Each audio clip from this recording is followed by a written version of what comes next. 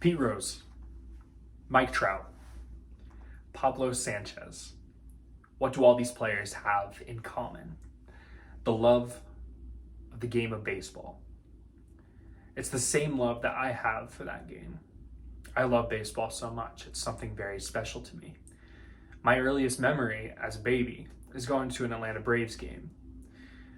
The Atlanta Braves were the first thing that me and my dad were able to relate on. I was fortunate enough to go to games from Turner Field up until today at Truist Park. I love baseball. And America loves baseball. It's America's pastime. And I thought, what better thing to present on than America's pastime? My name is Roland Rocket, and today I will be talking about the MLB, the history of the MLB, how it functions, and what new rules are being implemented into the game to be able to keep it interesting, and the ever so bettering athletes coming into the league. In 1836, the National League was first formed. It became America's first major league sports organization. In 1846, about 10 years later, the Cincinnati Red Stockings became the first official team. A fun fact about the Cincinnati Red Stockings is that after they were in Cincinnati, they went to Boston, became the Boston Red Sox. After they were the Boston Red Sox, they became the Boston Braves, then to Milwaukee, and then they moved to Atlanta, making the Atlanta Braves the oldest franchise in the MLB. In 1901, the American League was first formed, making it possible for in 1903, the National League and the American League faced off for the World Series. As the years have gone by, teams like the Rockies, the Marlins, and the Orioles have been added to the game. And in 1998, the Arizona Diamondbacks were officially added to the MLB, making them the youngest franchise in the league. It's America's pastime and America's most viewed sport. And now you wonder and you think, it makes sense for these players of America's most watched sport to gain a hefty salary. And you would be correct.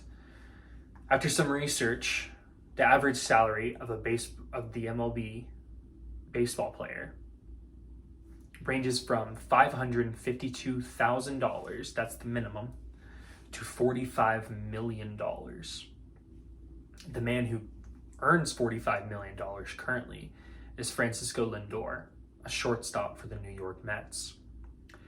At the beginning of the season, Mike Trout had the biggest contract in baseball, $35 million. So with $45 million, you see that these teams and these franchises don't have a salary cap. So you wonder, how is the league and how is the franchise getting this money to be able to pay their players this much just to play on their teams? And it actually comes from two forms of revenue. The first was with the national revenue. It's what the money that the MLB gets from MLB sponsored media, such as the MLB Network, merchandising of players and of franchises. Advertisements are a very big, important thing. And also TV channel deals. An example of this is when they make a deal with TBS to play a game on their channel, or a game with ESPN to have a game of the month. The local revenue includes three different things. You have proceeds from small businesses, tickets, and concessions. A quick study shows that the MLB makes 40% of its revenue off of tickets and concessions. And this shows you that the local revenue is just as important as the national revenue. It's something so amazing to me. Unfortunately, players getting good. Well, it sounds like good news, but for the MLB, it's not that great of news. The game is becoming tedious. It's becoming long. And soon enough, ticket sales are going to go down. Pitchers are getting better. It's mainly with the pitchers that the MLB is having this problem. So what have they done to adapt to this? What rules have they implemented to keep this from being a problem?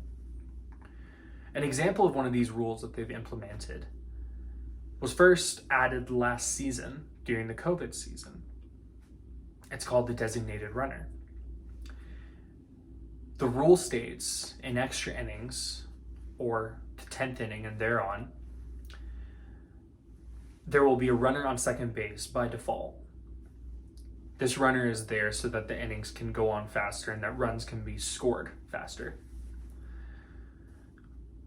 This has been a big difference in the game so far, and they've chosen to continue this rule in the season that they've done this year. Another example of a rule that they're doing to prevent any tediousness in the league is the pitch clock.